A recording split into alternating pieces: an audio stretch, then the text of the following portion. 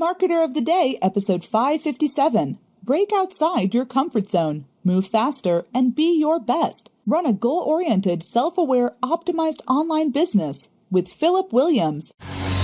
Hey everyone, and welcome back to the Marketer of the Day podcast. We're chatting with Philip Williams, and Philip is a 3-time Inc. 5000 honoree after becoming the CEO of a 17-year-old cash gem company and growing it at 50% per year for 5 straight years. And Philip has bought and sold a couple companies, and he's been through all those highs and lows that you can only experience through small business ownership. And today, Philip helps small business owners build profitable and well-respected companies through his consulting firm. So we're going to hear all about it. So Philip, glad to be talking to you.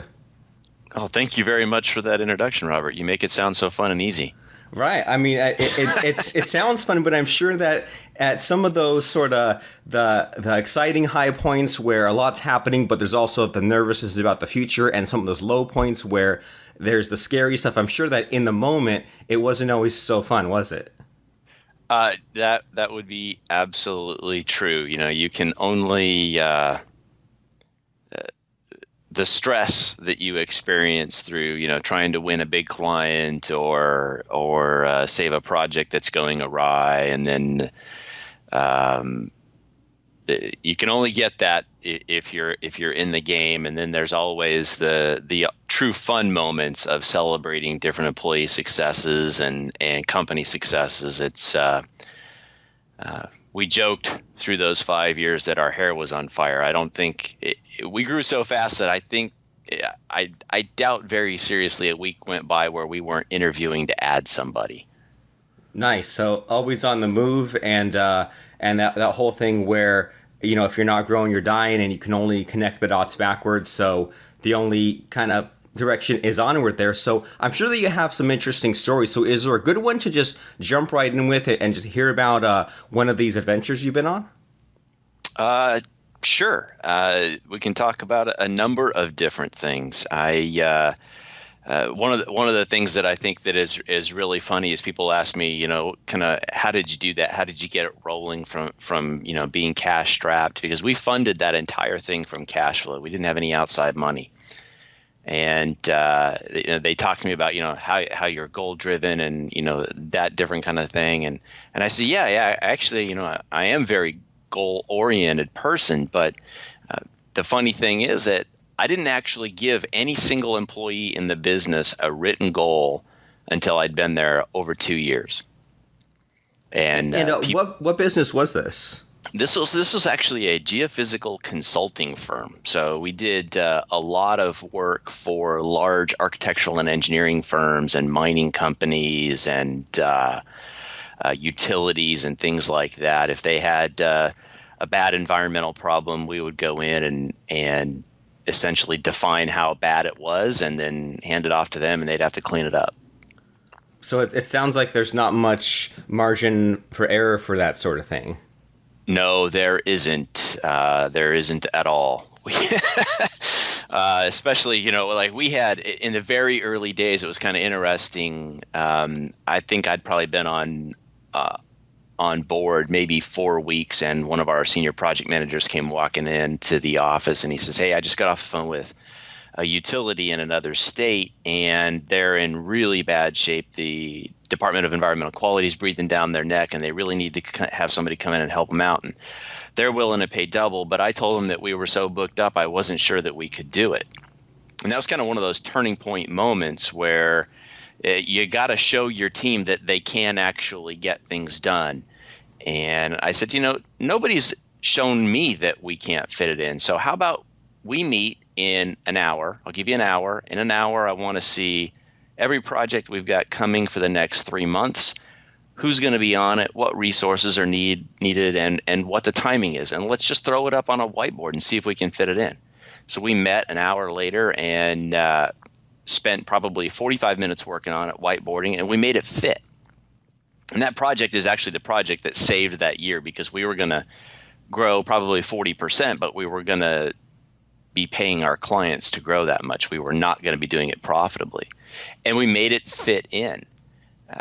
That client came back to us again and again with several other problems, and they're always willing to pay very good money to have us go. But you know, one of the hardest parts that a company has to deal with when they're trying to learn how to grow is getting outside of what's comfortable and understanding how to coach the team in a way that shows them that that's okay. And if you've been stuck in your comfy shoes for a while, that can be very difficult.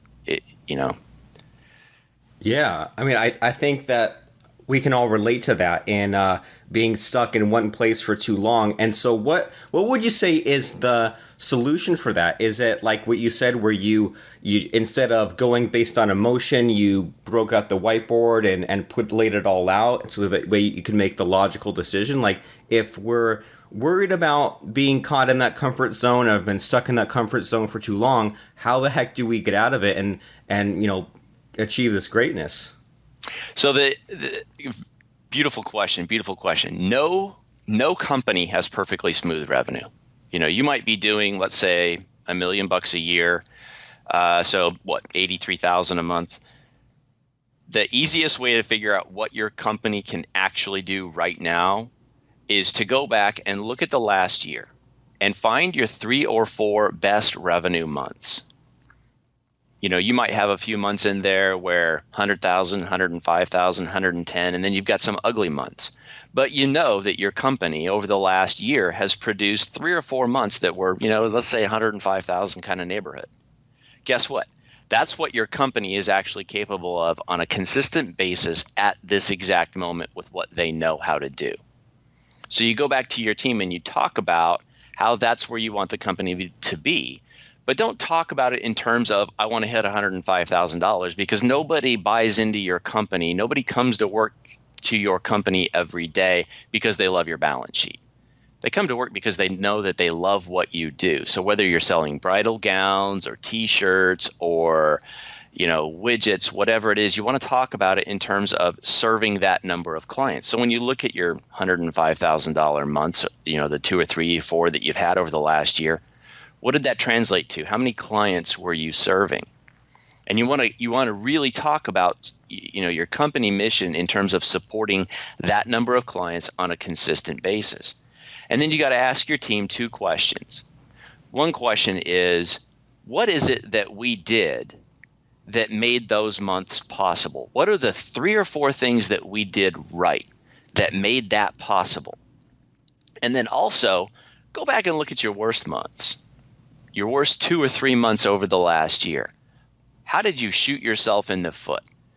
And you want to ask your team, how did we do that? Why was it so miserable in those down months? And how can we stop doing that?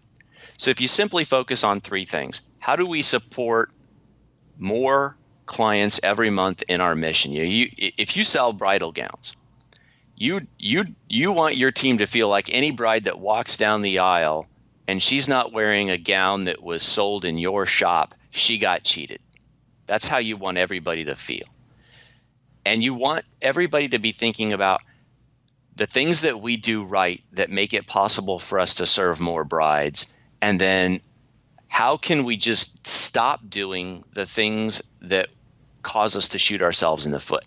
If you get your team working on those 3 things, I promise you will break your business out of the doldrums and you will start moving it much more quickly in the direction that you want to go.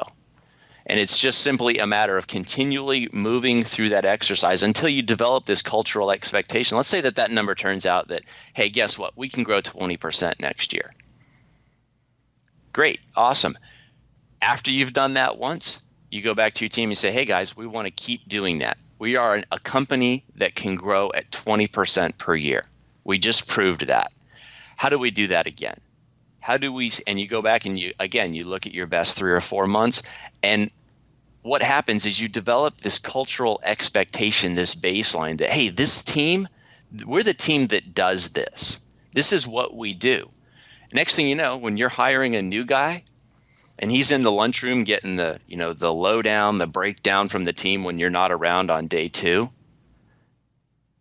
The story that he gets told or that she gets told is, hey, look, This is what we do. This is how we do it. This is who we are. It becomes a much more positive story, and you don't have to sweat that. There's a lot of times where, as a leader, you might be hiring somebody into the company to help you change the culture.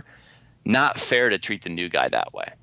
Really not. Don't expect them to do all the cultural lifting. You got to do it as a leader.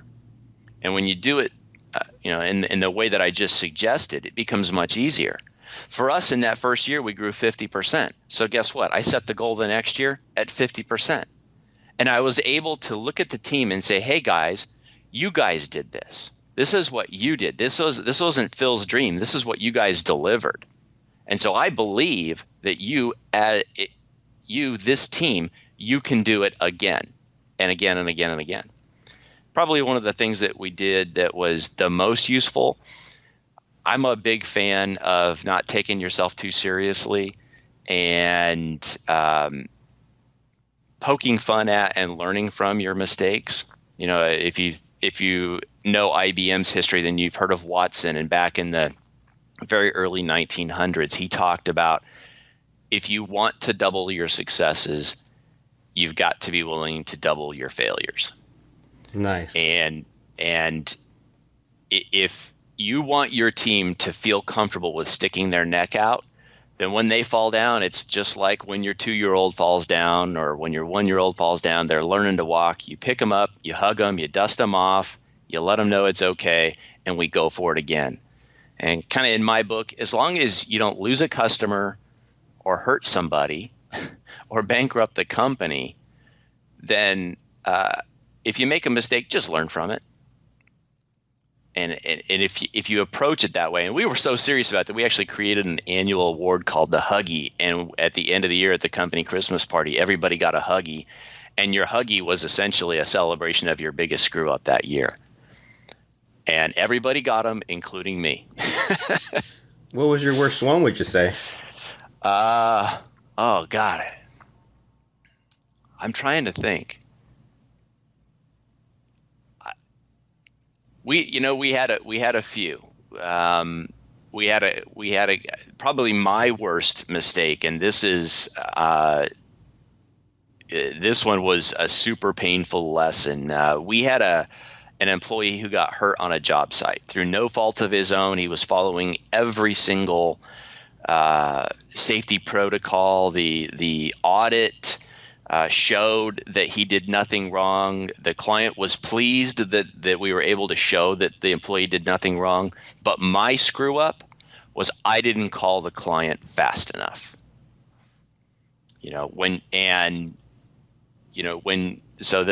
Important safety tip to all the leaders out there.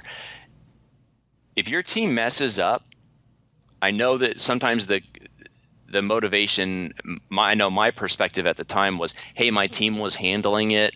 I was getting good feedback. I was hearing the right things. But you know what? The client really wanted to hear from me. And just one simple phone call would have helped them quite a bit. Now, we didn't lose the client. That was always one of our number one rules. But the client was really pretty frustrated with the fact that I didn't call sooner than I did. And, my call was 4 or 5 days later. They really wanted to hear from me that day. And so, as leaders, we want to support our team and help our team. And my team internally felt like they were being supported. They felt like they had control of it. And it turns out that they did. But the client just wasn't happy that I didn't call fast enough.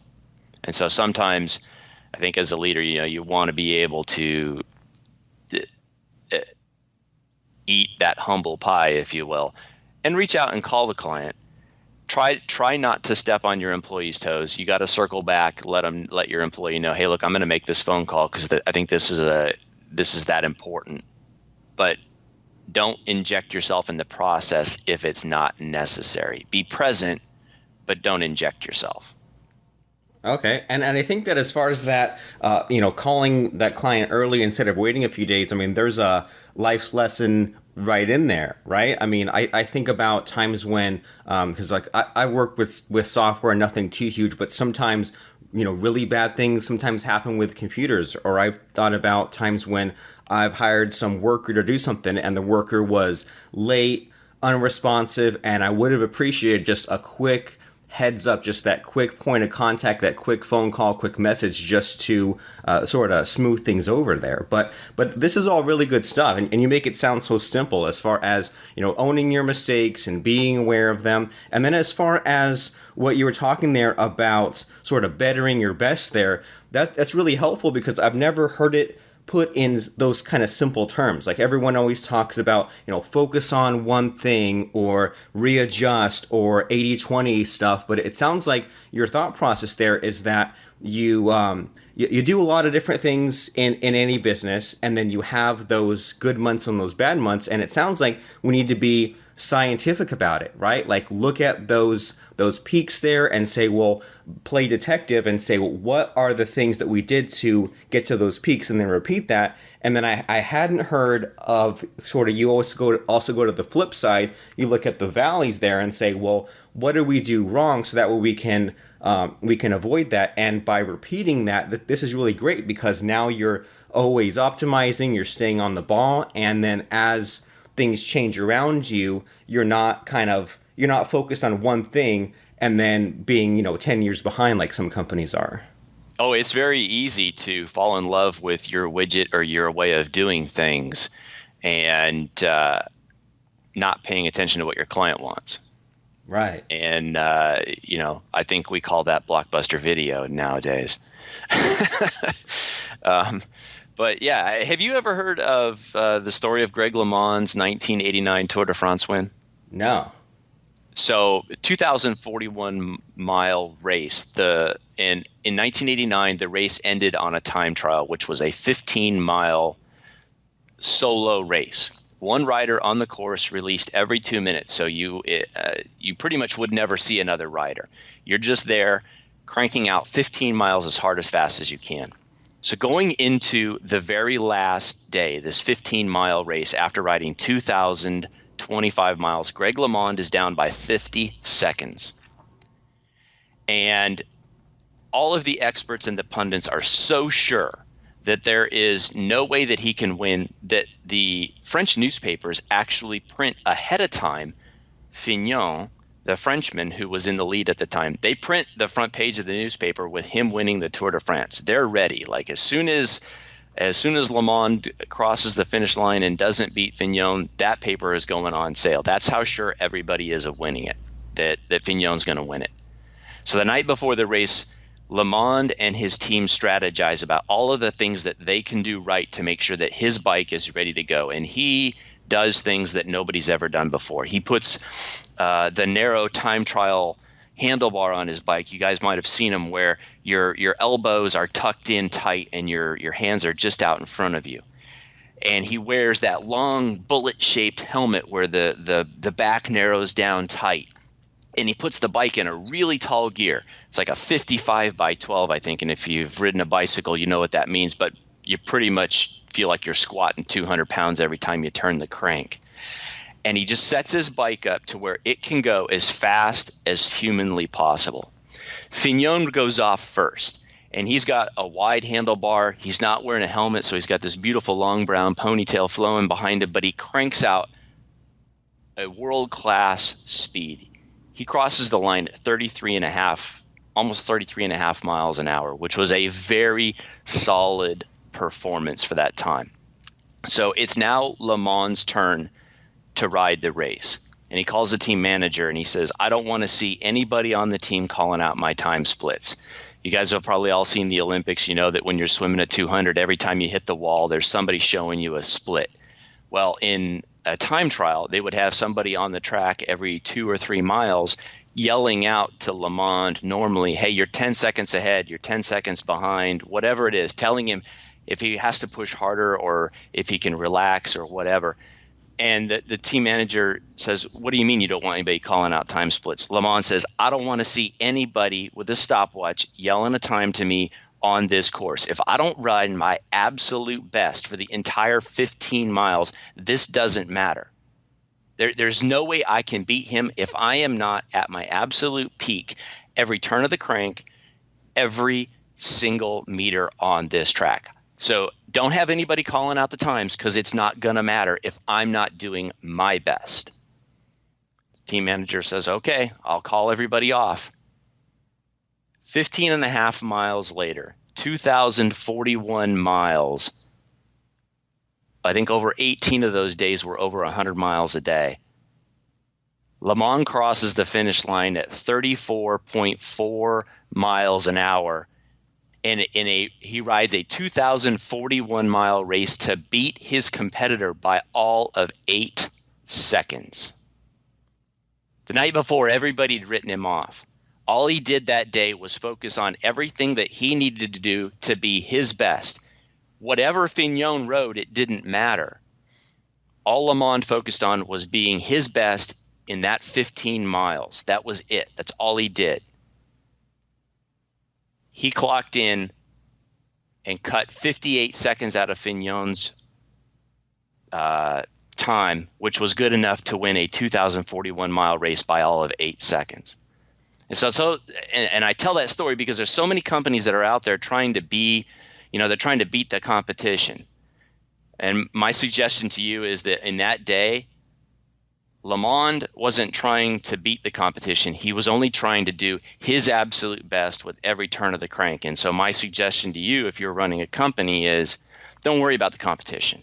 What do you have to do to be your best on Monday, Tuesday, Wednesday, Thursday? And if you ride like that, if you run your business like that, in 2 or 3 years, you will be the apex, predator in your company or in your market. But don't worry too much about the competition. What do you have to do to be your best every day? And all you have to do is not shoot yourself in the foot 3 or 4 times a year. Focus on the things that are causing you to have the best months, and you will win the race. And I love that advice, and I can relate to that both in business terms and in life terms, that sometimes getting too much information is distracting, overwhelming. Doing too much of the comparison game is just kind of, messing you up. And sometimes we need to just be better than our own best and be focused and just focus on what's right in front of us instead of being concerned with this whole entire extra world out there. And I'm hearing a lot in your advice and your stories here that you kind of use emotion as the fuel. Like you kind of redirect the emotions to do what it is that you need to do. And it has me wondering, like, what do you do to get motivated and to always be at your best? Because I'm sure that you're like the rest of us. Sometimes you have your down days, your bad days, the weeks when you don't feel like doing too much. So how the heck do you get that drive back? So for me personally, I have a card. It's a 3x5 note card. And on it, it has, in my lifetime, 6 events where I started slow, started from behind, and won. And I just remind myself that I've not been the underdog just one time. I've been the underdog a lot of times. But I have 6 specific life events where every time I've been the underdog, I finished on top. Because it's really, really easy to believe the negative press about yourself, and it's not very hard to find negative press about yourself, either with internally or from all of the people who throw stones at you. But the fact of the matter is that I think every person has had some form of success in their life, and it really is important for you to take that 3x5 card and put it down in ink. And if you start feeling like, hey, I'm struggling, because even leaders do have down moments, and unfortunately you probably don't have as many people to talk to as the folks that work for you.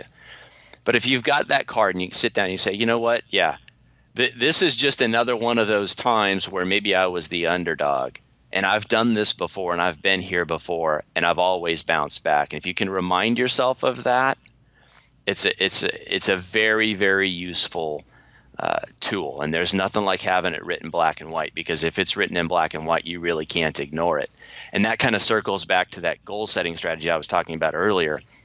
When you're trying to build your team's self-belief, notice that the approach that I recommended was go back and look at what the team did, what they've actually delivered on, and talk to them about the successes they've actually had.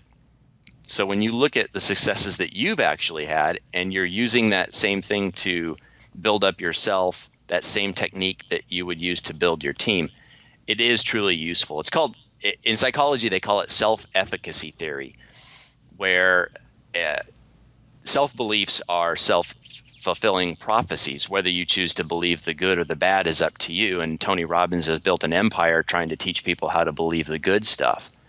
But if you just take that very simple approach and direct it at both your team and yourself, it's very useful. But yeah, short answer, 3x5 card.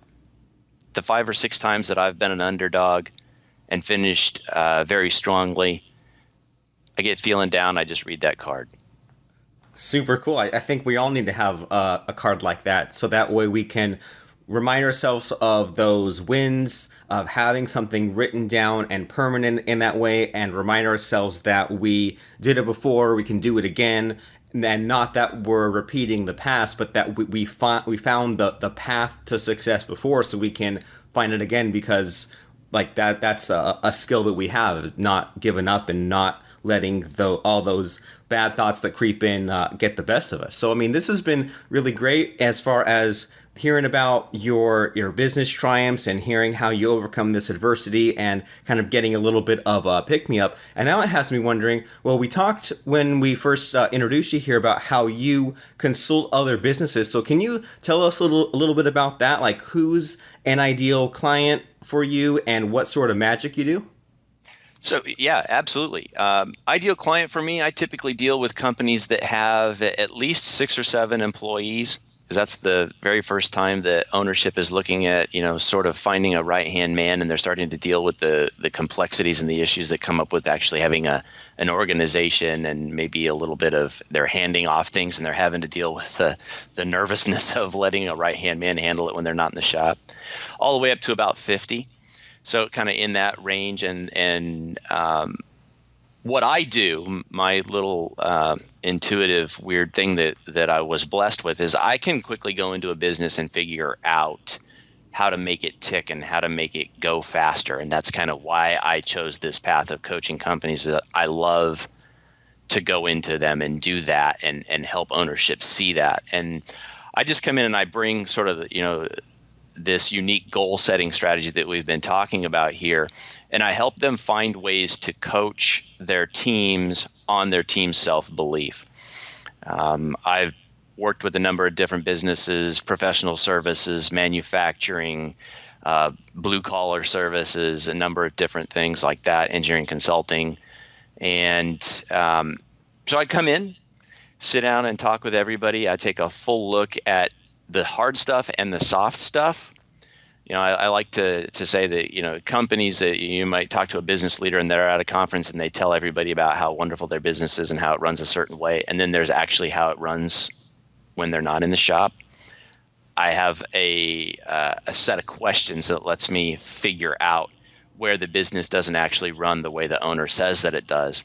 And we get that worked out, as well as getting the hard numbers of the business worked out. So that's essentially, in a nutshell, what I do to help them. And it combines sort of that. If you were to bring a new CEO into your company, he would have, or she would have, an approach to analyzing the business that is both hard and soft.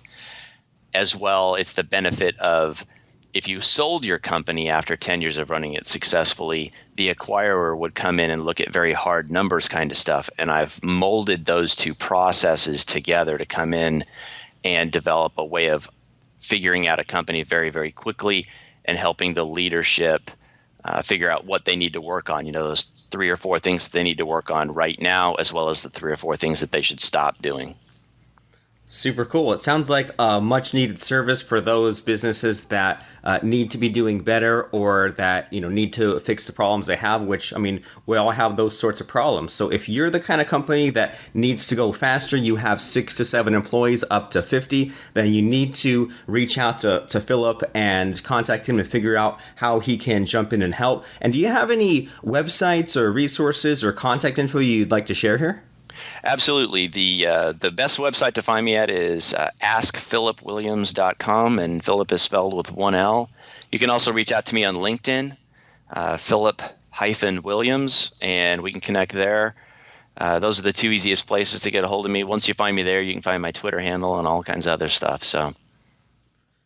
Well, great stuff then. So ask Philip Williams, Philip with one L, and then LinkedIn, Philip-Williams. So if anything or everything Philip said here today made sense and it has you excited, re-energized, pumped up to get the magic back in your business or make it even better than it has been in previous years, then don't hesitate on this. Reach out to him right away, right now, today, while it's still fresh on your mind before the rest of the life's happenings distract you. So go ahead and do it. AskPhilipWilliams.com and Philip-Williams on LinkedIn. And thanks so much, Philip, for stopping by and being raw and honest with your feelings and your past mistakes, missteps, everything else that comes along with it. So I really appreciate your honesty and your candor. So thanks for that.